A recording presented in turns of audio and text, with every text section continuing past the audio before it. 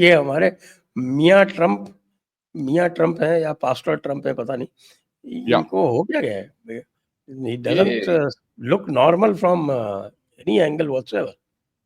Correct, ये मैं यही पहले बात है।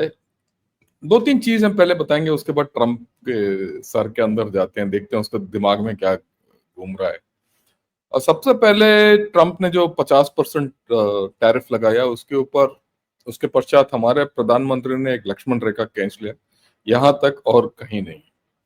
और उन्होंने बहुत अच्छी तरीके से बोल दिया, पूरा देश को संबोधित कर दिया कि हम अपने वीक लिंक्स, हमारा जो मछुआरे हैं या फार्मर्स हैं, डेयरी सेक्टर के, उनको हम प्रोटेक्ट करेंगे और आगे नहीं बढ़ेंगे। ये बड़ा बड़ा क्लियर संकेत है।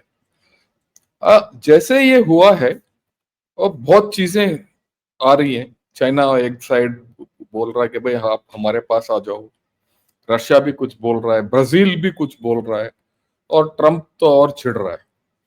तो हम आज क्या है कि ये तरतीब से देखते हैं कि ये जो लक्ष्मण रेखा हमारे प्रधानमंत्री ने खींच लिया है, लाइन इन द सैंड अंग्रेजी में बोलेंगे तो, राइट। और तो इसका पश्चात हमारा विकल्प क्या है? देखिए, चाइना में क्या होगा, यूएसए में क्या होगा, या और बाकी कहाँ होगा, हमें उससे लेना देना नहीं। हमारा देश, हमारा विकल्प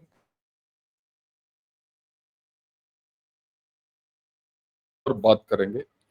और मैं यही आपसे अनुग्रह करूंगा कि जब भी आपके आइडियाज हैं इसमें आप जरूर बताइए, क्योंकि ये एक नया शुरुआत है जिसमें ना ये अनजान रास्ता है। ये वी ऑल्सो डोंट नो कि इसमें आगे क्या है। पर सबसे पहले वाई, क्यों ये ट्रम्प का ये इसका जो चाल चलन, ये ऐसे क्या है? ये पागल हो गया या क्या है? ये पागल कुत्ते ने काट लिया, या आजकल अमेरिका में पागल कुत्ते ज्यादा हो गए, पता नहीं। बट लेट लेट अनुमान लगाते हैं, क्या ये एक ही pushing for a hard bargain कि भाई किसी न किसी तरीके से इंडिया को दबा दो, या ये है कि भाई इसको नोबेल प्राइज नहीं मिल रहा क्योंकि बार बार ये बता चुका है कि भाई मैंने ऑप्शन दौर बंद किया, 30 बार तो बोल चुका है, और एक बार भी हम नहीं बोल रहे हैं कि भाई तुमने किया है, और हम उल्टा ये बोल रहे हैं कि आप हम ये हमने तो मना कर रहे हैं। और क्या ये है कि ट्रम्प ने हमारा प्रधानमंत्री को, जब वो कनाडा में थे, उन्होंने फोन करके बोला कि भाई आप आ जाओ, और हमारा प्रधानमंत्री ने सविनय रूप से बोल दिया कि भाई हम आ नहीं सकते, हमारा और कमिटमेंट है। और उसका खुद का ये था, और उस टाइम पे मुनीर को इसने बैक रूम में बैठा रखा। हाँ, मुनीर को बगल में बैठ के उसने सोचा कि हाथ मिला देंगे लंच के ऊपर, चाय पे चर्चा टाइप, और ये फिर नोबेल प्राइज का रास्ता खुल जाएगा। वो तो हुआ ही नहीं। और ये क्या ये है कि ये पिछले हफ्ते तक, 10 दिन तक ये खबर आ रहा था दोनों तरफ से, यूएसए और इंडिया से, कि किसी दिन डील होने वाला है। अचानक क्या ये नहीं हुआ? क्या ये ट्रम्प चाहता था कि कोई जाके उसका पैर पकड़े कि भाई माई बाप मेरे को डील दे दो? तो और वो हुआ नहीं, राइट। फिर क्या ये उसका गलत फहमी क्या है कि यूएसए बहुत बड़ा देश है और इसके बिना पूरा जिंदगी नहीं चलेगा, पूरा विश्व नहीं चलेगा? ये भी उसका गलत फहमी हो सकता है। क्या ये फ्लिप फ्लॉप कर रहा है जिस तरीके से ये यूक्रेन और रशिया के बीच में किया था? अगर आपको याद है तो इसने जेलेंस्की को अपने दफ्तर में बुलाया और सबसे के सामने उसको गाली गलौज किया कि भाई तुम कुछ नहीं कर सकते वगैरह वगैरह। फिर उस वक्त ये बोल रहा था कि भाई पुतिन को ये डोनेट्स्क और लुकान्स का एरिया दे दो और युद्ध विराम करो वगैरह वगैरह। और पर आज वो पूरा पलट गया है। ये यहाँ जब G7 में आया था, इसने बोला था कि रशिया क्यों नहीं है, तब तक रशिया के पक्ष में था, उसके बाद अभी रशिया बिल्कुल विपक्ष है।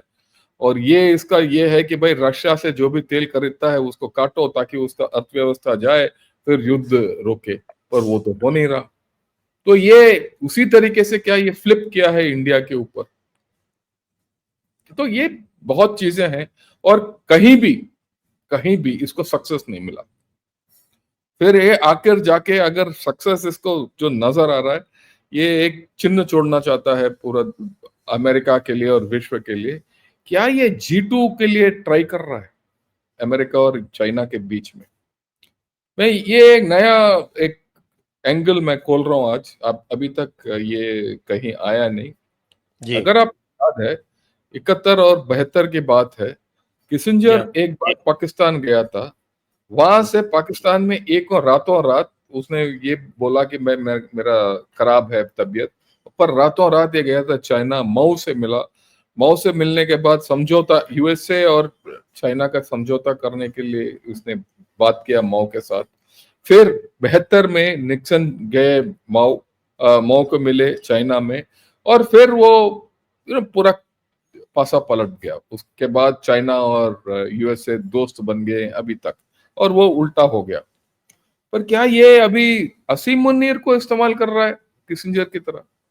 और उस वक्त आफ्टर ऑल पाकिस्तान क्या है, वो मिडवाइफ, दाई बोलते हैं ना, मिडवाइफ के काम कर रहा था यूएसए और चाइना के बीच में। वही काम क्या असीम मुनीर कर रहा है? अब देखिए, ये पहले असीम मुनीर के साथ जो भी बात हुआ, ईरान वगैरह, ऑप सिंदूर, फिर असीम मुनीर ने इसको एक नोबेल प्राइज के लिए खड़ा कर दिया, उसने रिकमेंड किया। फिर 10-15 दिन पहले असीम मुनीर गया था चाइना।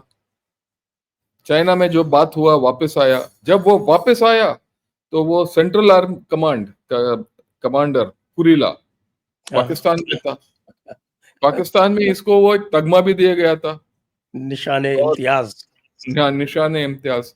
अब ये सुनने में आ रहा है कि वहां जा रहा है ये आज के दिन असीम मुनीर यूएसए में है।